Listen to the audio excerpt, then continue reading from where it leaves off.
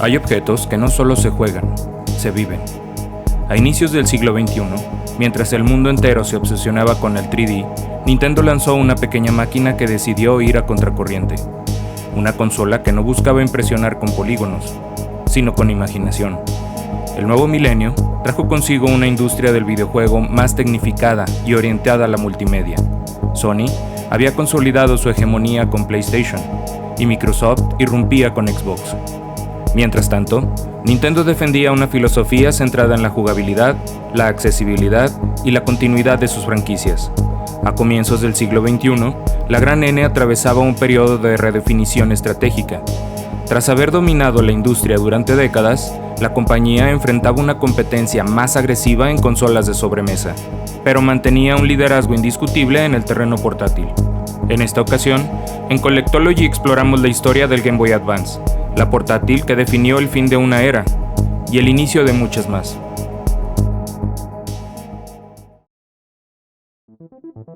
Cada generación de jugadores ha tenido su puerta de entrada a mundos imposibles. Máquinas que no solo reproducen juegos, sino que sueñan con ellos. Son artefactos de imaginación, ingeniería y cultura. Son las Dream Machines.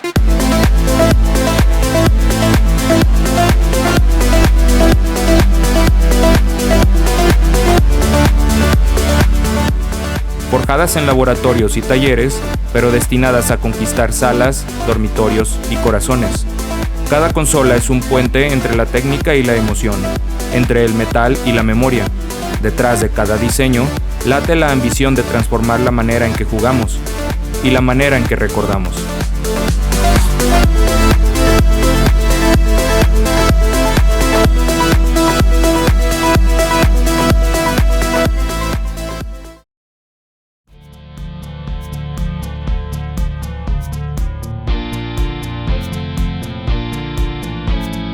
Tras el éxito monumental del Game Boy original y su sucesor, el Game Boy Color, Nintendo sabía que el mercado portátil necesitaba un nuevo impulso. La consola realmente fue lanzada tardíamente, ya que Nintendo no se esperaba el boom de Pokémon, ni tampoco tenía pensado el lanzamiento de la Game Boy Color, sino pasar directamente a lo que los medios llamaban el Proyecto Atlantis. Project Atlantis fue el nombre en clave de una consola portátil experimental que Nintendo desarrolló alrededor de 1995, pensada originalmente como la sucesora del Game Boy. Durante varios años, los especialistas del medio y la comunidad del videojuego creyó que se trataba del Game Boy Advance. Atlantis era un proyecto totalmente distinto, más ambicioso y tecnológicamente avanzado para su época. Los rumores sobre este sistema comenzaron a principios de 1996. Se suponía que sería una consola portátil a color de 32 bits, con 4 botones y una pantalla más grande que la Game Boy original. Los medios informaron que el sistema se lanzaría a finales de 1996. Los rumores sugirieron además que Project Atlantis tenía una potencia comparable a la del Nintendo 64 y utilizaba un procesador de 160 MHz. Esta propuesta habría sido mucho más potente que la Game Boy Advance final. Además, se suponía que la duración de la batería de este proyecto sería de aproximadamente 30 horas. Aunque Nintendo confirmó la existencia del sistema a mediados del 96, Project Atlantis nunca se lanzó. El recién lanzado Game Boy Pocket se vendió lo suficientemente bien como para que Nintendo retrasara el lanzamiento de Atlantis hasta finales de 1997. Aunque algunos pensaron que Atlantis era el nombre en clave del Game Boy Advance, esto fue desmentido. Nintendo mencionó que el nombre interno del proyecto era Advance Game Boy. Fuentes adicionales confirman que Nintendo experimentó con esta consola, pero finalmente descartó el proyecto y optó por seguir evolucionando la línea Game Boy hasta llegar al Game Boy Advance. Aunque no se conservan especificaciones oficiales completas, la intención de Nintendo con Atlantis era clara: crear una portátil más potente que el Game Boy, explorar nuevas tecnologías que aún no eran viables para producción masiva y mantener la filosofía de Nintendo de experimentar antes de comprometerse con un producto final. En otras palabras, Atlantis terminó siendo un laboratorio de ideas que terminó influyendo indirectamente en lo que sería el Game Boy Advance. Ya que no hay información oficial, las razones más probables de su cancelación incluyen costos de producción demasiado altos para mediados de los 90, duración de batería insuficiente un factor crítico para Nintendo, además de la decisión de postergar la estrategia de la compañía de exprimir al máximo la línea Game Boy, que seguía vendiendo millones. Una vez descartado Atlantis, Nintendo enfocó sus esfuerzos en una consola más viable. El desarrollo de la nueva consola comenzó después del lanzamiento del Game Boy Color en 1998. Su nombre inicial fue Advance Game Boy, un proyecto que buscaba mantener la esencia de la marca, pero con un salto técnico que permitiera experiencias más ambiciosas. El Nintendo R&D One, el equipo legendario detrás de la línea Game Boy, tomó el mando. Su misión: crear una consola que mantuviera la autonomía, la accesibilidad y la retrocompatibilidad, pero con potencia suficiente para competir con consolas domésticas de 16 bits. El Game Boy Advance fue desarrollado por el equipo interno de Nintendo conocido como el Nintendo Research and Development One. Este fue el equipo más antiguo de Nintendo, fundado por el legendario Gunpei Yokoi, creador del Game Boy original. Aunque Yokoi ya no estaba en Nintendo durante el desarrollo del Advance, su filosofía de diseño, pensamiento lateral con tecnología probada, siguió guiando al equipo. El rol del Nintendo R&D One en el Game Boy Advance se enfocó en el diseño de hardware, supervisión de la estructura interna y la retrocompatibilidad, continuando con la línea tecnológica del Game Boy y del Game Boy Color. El equipo desarrollador del Advance fue integrado por Masahiro Ota como diseñador, quien anteriormente había trabajado en la Pocket Camera, el Rumble Pack y la Super Game Boy, Kenichi Sugino como jefe de la división de diseño. Él había trabajado en el desarrollo del Game Boy Color, el Game Boy Pocket y el Pocket Pikachu. Ryuji Umeji en la sección digital del departamento de planificación de hardware. Él se había desempeñado anteriormente en el Game Boy Color y en el Super Famicom Jr. Shuichi Shigawa en la sección analógica del departamento de planificación de hardware. Él también tenía experiencia en el Game Boy Color y en el Game Boy Light. Además, Takanobu Nakajima como programador. Él había participado también en el desarrollo del Game Boy Color.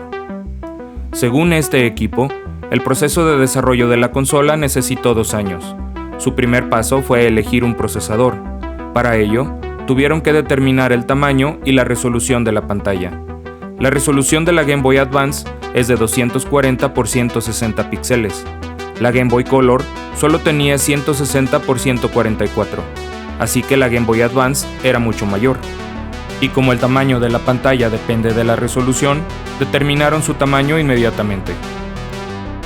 El procesador diseñado para el Advance fue el ARM7TD-MI, que a su vez incluía un Sharp LR35902, un procesador central personalizado de 8 bits usado en el Game Boy Color, un híbrido entre el CPU 8080 de Intel y el Zilog Z80. Las pantallas LCD del Game Boy Advance tienen un tamaño muy económico.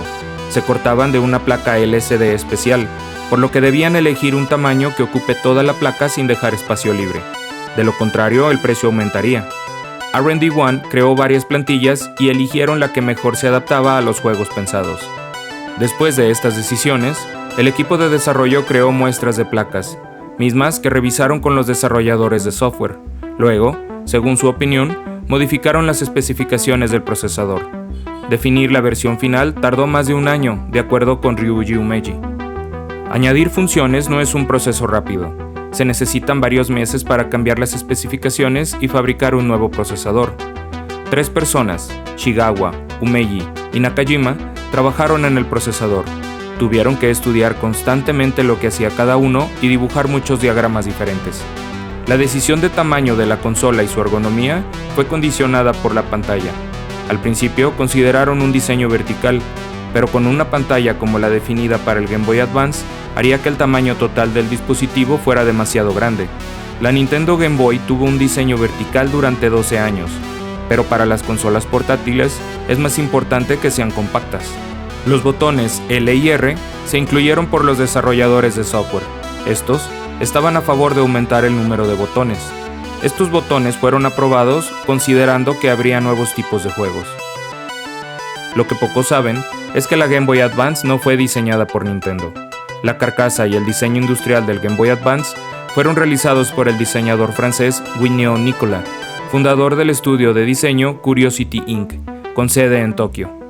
Según la propia página oficial del estudio, Nikola fue el responsable de redefinir las líneas del dispositivo, suavizar la silueta y el marco de la pantalla.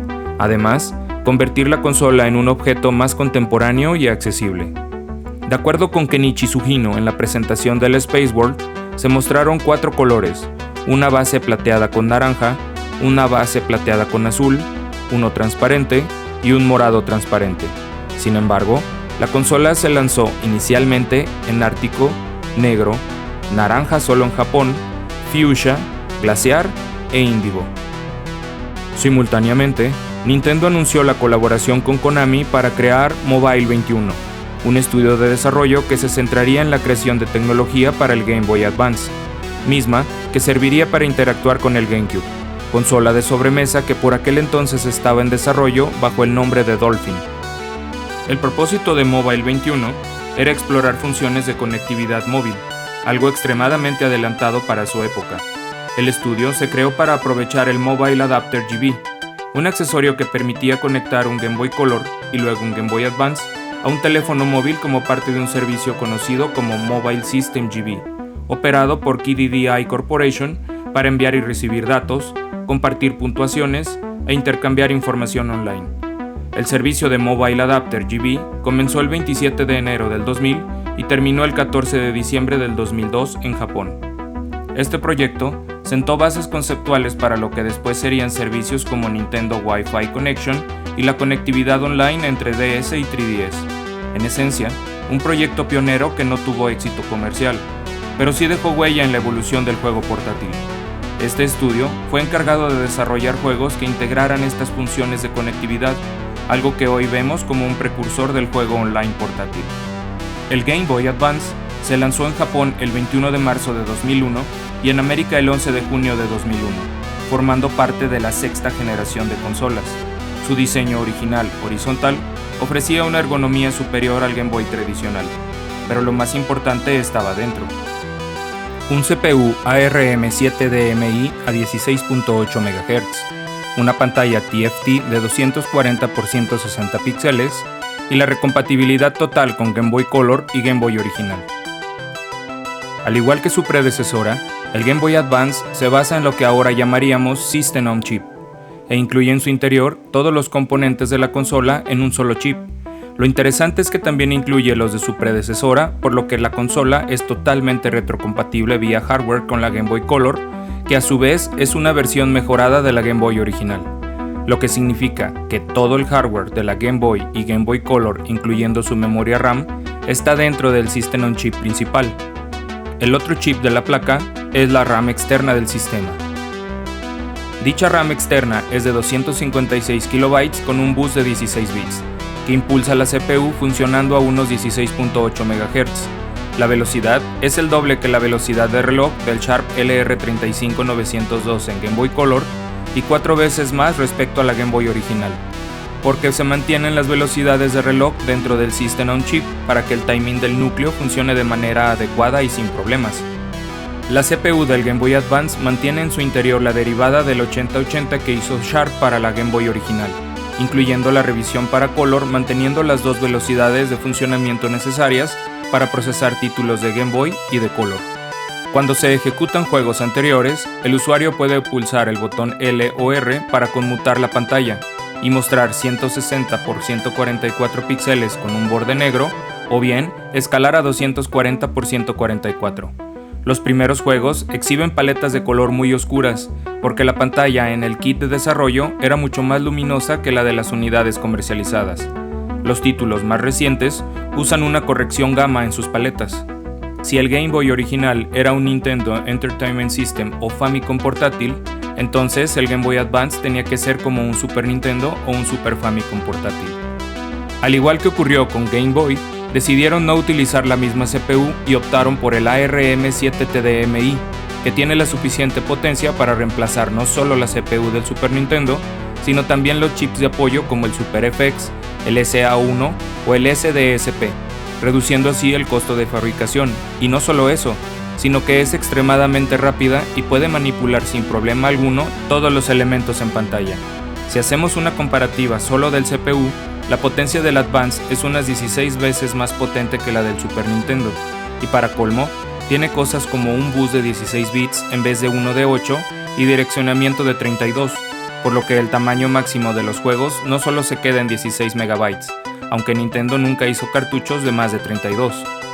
Aunque no llegaba al nivel de las CPUs del Sega Saturn o del PlayStation, tenía suficiente potencia como para poder mover juegos de calidad 16 bits y más allá, sin necesidad de chips de apoyo adicionales. Por otro lado, y para terminar con la CPU, al igual que la Game Boy original, la consola tenía un modo bitmap, o frame buffer, que no había tenido el Super Nintendo.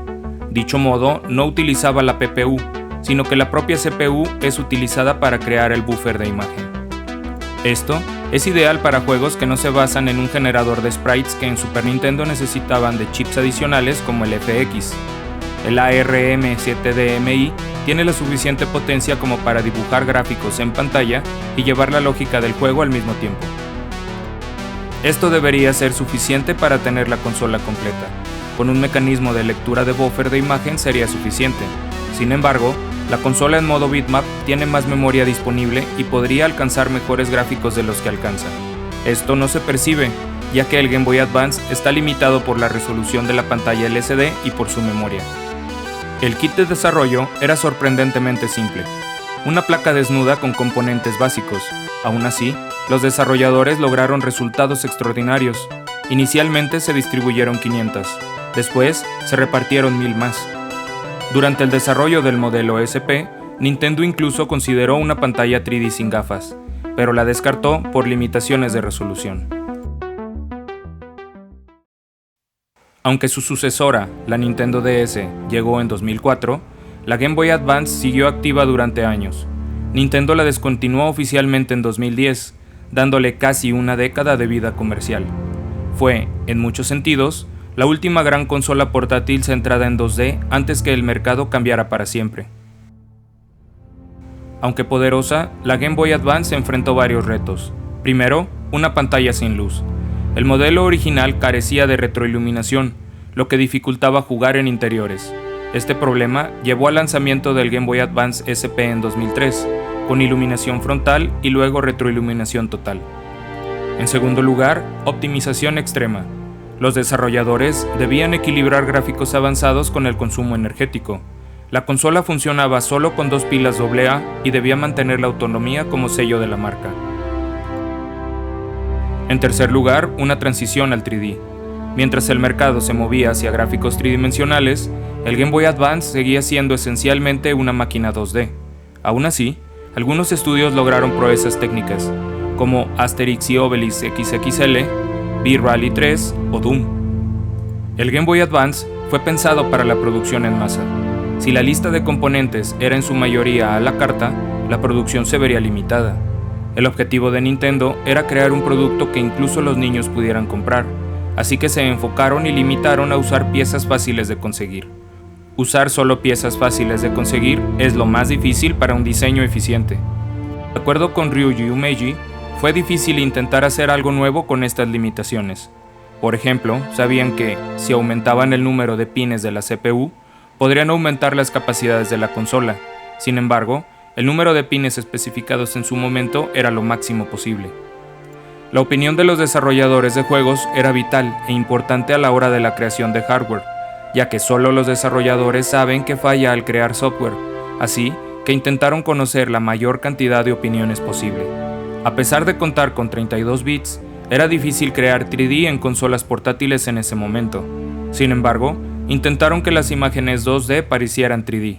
Añadieron muchos patrones cinematográficos, como fotogramas de animación, para que todo pareciera en tercera dimensión. El Game Boy Advance vendió 81.5 millones de unidades en todo el mundo. Fue la consola que consolidó el renacimiento de franquicias clásicas como Metroid, Fire Emblem y Advance Wars. La llegada de ports casi perfectos de Super Nintendo y, en adición, la explosión de Pokémon en la era moderna, con Rubí y Zafiro como su juego más vendido con 16 millones. Además, su catálogo se convirtió en un puente entre generaciones. Niños, adolescentes y adultos encontraron en el Game Boy Advance un espacio donde convivían la nostalgia y la novedad. Aunque no existan cifras oficiales por versión, se estima que la edición original del Game Boy Advance logró ventas entre 20 y 22 millones, el SP entre 43 y 45 millones y el Micro menos de 3. Existen 3 modelos revisados de Game Boy Advance. A principios del 2003, la consola se actualizó a un nuevo modelo pasándose a llamar el Game Boy Advance SP. Las siglas SP quieren decir Special Project, proyecto enfocado en reducir el tamaño de la Game Boy Advance original. Nintendo implementó una pantalla con iluminación frontal y una batería recargable de ion de litio, similar a la de los teléfonos móviles, así como un tamaño aproximadamente la mitad del Game Boy Advance y con un diseño más portátil, al reducir su tamaño al plegarse. Se sustituyó el conector de auriculares mini jack que había existido en todos los modelos previos de Game Boy, añadiendo un conector especial. Existen 2 modelos de SP, el AGS-001 con iluminación frontal y el AGS-101 con retroiluminación total. Este es muy buscado a la fecha de este artículo. Con este diseño, Nintendo buscaba concretar objetivos pendientes del Game Boy Advance original. El SP protegía la pantalla, hacía la consola más compacta y le daba un look moderno y elegante. El SP fue tan exitoso que Nintendo lo adoptó después para el Nintendo DS. A mediados de 2003, se hizo posible jugar a los juegos de Game Boy Advance en un televisor, pues Nintendo lanzó un complemento de GameCube llamado Game Boy Player, que se conectaba por debajo de la consola y permitía ejecutar juegos de Game Boy Advance y Game Boy Color con conexiones multijugador. El dispositivo era un módulo que se acoplaba a la parte inferior del GameCube, usando el puerto de alta velocidad. Para usarlo, se necesitaba la base física, el accesorio en sí, y el disco Startup. Este era un disco de arranque que activaba la interfaz del Game Boy Player. Sin ese disco, el accesorio no podía funcionar. Lo más interesante es que no emulaba un Game Boy. Tenía hardware casi idéntico al de un Game Boy Advance dentro del módulo. Por eso la compatibilidad era tan buena. Fue el sucesor espiritual del Super Game Boy de Super Nintendo. Se convirtió en una herramienta clave para creadores de contenido, speedrunners y coleccionistas. Hoy es un accesorio muy buscado, especialmente si incluye el Startup Disc, que es la parte más difícil de conseguir. El Game Boy Micro fue la última consola de la familia Game Boy, una versión ultra compacta del Game Boy Advance lanzado por Nintendo en 2005. Representó el cierre simbólico de una era que comenzó en 1989. El Game Boy Micro no era una nueva generación, sino una reinterpretación extrema del Game Boy Advance, más pequeño, más ligero, más estilizado, más de bolsillo que cualquier otro portátil anterior. Era una consola diseñada para ser un objeto de moda, casi un accesorio diario, más que una máquina de videojuegos tradicional. Su pantalla, aunque pequeña, tenía una nitidez superior a la del Game Boy Advance original y del SP. En el Micro se podía intercambiar el faceplate frontal, algo muy de los 2000 y muy alineado con tendencias de personalización. A diferencia del Game Boy Advance y del SP, no podía usar juegos de Game Boy ni de Game Boy Color. Esto fue uno de los factores que afectó en sus ventas. Micro fue la despedida oficial de la marca antes que el Nintendo DS tomara el control del mercado de portátiles. Si pudiéramos definir el catálogo de juegos en 10 títulos que sellen el legado del Advance, podríamos listar a The Legend of Zelda The Minish Cap, Metroid Fusion, Pokémon Rubí, Zafiro y Esmeralda, Advance Wars, Castlevania Aria of Sorrow, Fire Emblem, Mario y Luigi Superstar Saga, WarioWare Inc., Golden Sun y Final Fantasy Tactics Advance.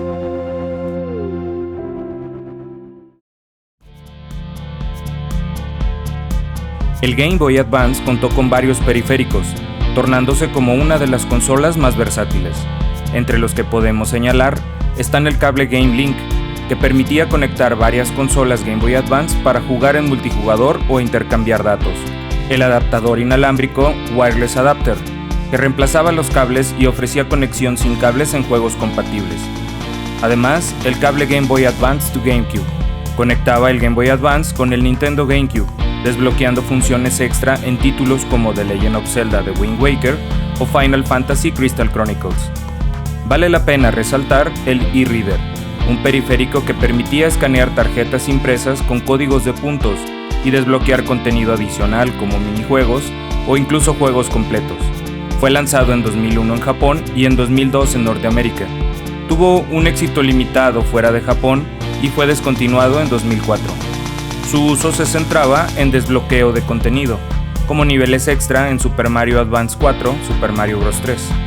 También, objetos y diseños añadidos para Animal Crossing, combates especiales y nuevos entrenadores en Pokémon Rubí y Zafiro, versiones simplificadas de títulos como Mario Party y juegos clásicos, reediciones de títulos de Nintendo y de Game & Watch.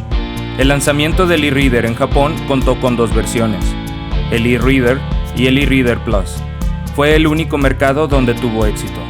El modelo e-Reader Plus incluía un puerto multijugador para conectarse con otra Game Boy Advance o con un GameCube. Como mencionamos anteriormente, en Norteamérica llegó en septiembre de 2002, pero fue descontinuado en 2004 por la baja popularidad. En Europa apenas se fabricaron unidades antes de cancelarse. Aunque comercialmente falló fuera de Japón, el e-Reader es hoy un objeto de colección muy buscado, especialmente junto con las tarjetas de Pokémon y Mario.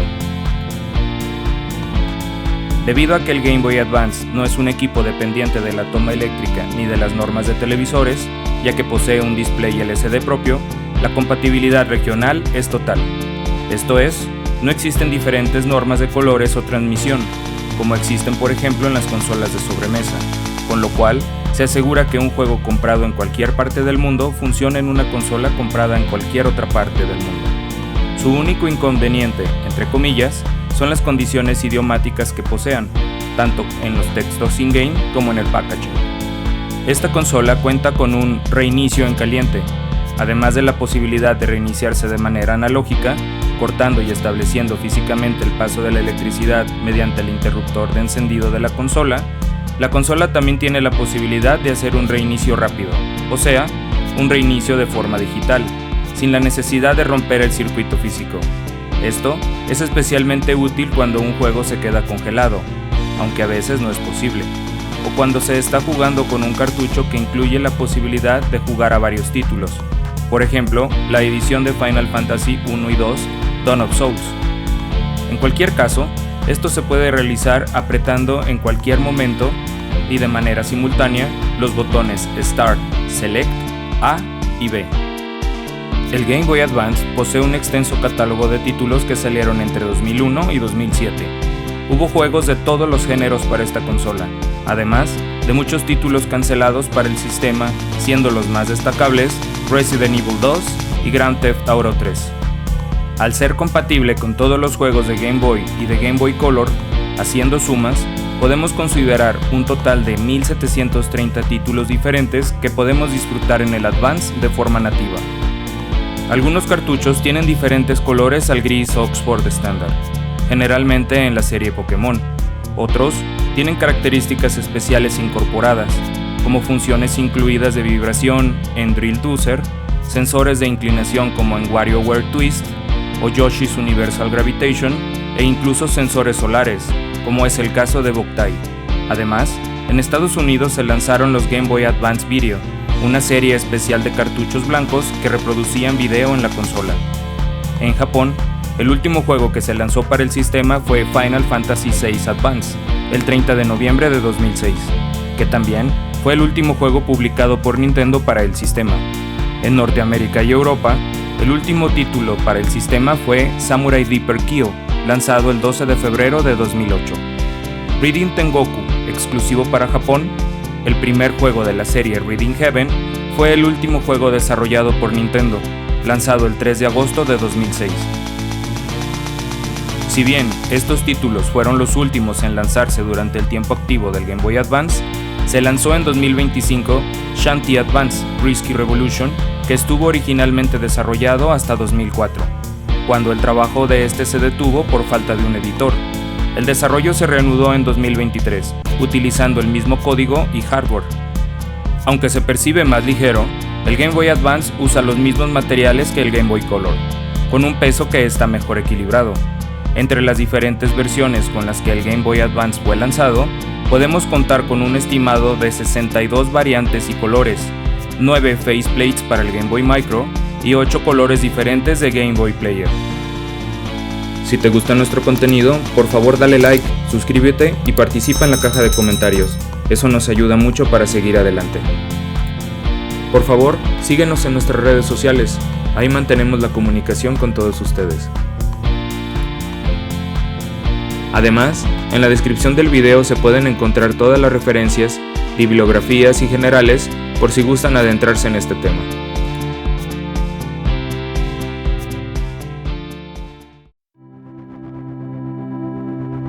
El Game Boy Advance no fue solo una consola portátil, fue el último gran estandarte del 2D, un puente entre la nostalgia y la innovación. Con su catálogo inmenso, su potencia inesperada y su capacidad para revivir franquicias clásicas, marcó el cierre de una era y al mismo tiempo abrió caminos hacia el futuro. Fue la máquina que demostró que la imaginación podía superar a la técnica, que los píxeles aún podían emocionar en un mundo obsesionado con el 3D. Y aunque la Nintendo DS tomó el relevo, el legado del Game Boy Advance sigue vivo en cada jugador que alguna vez soñó con mundos imposibles en la palma de su mano. En la historia de las Dream Machines, el Game Boy Advance ocupa un lugar único, el de la consola que supo despedirse del pasado, mientras sembraba las semillas del mañana.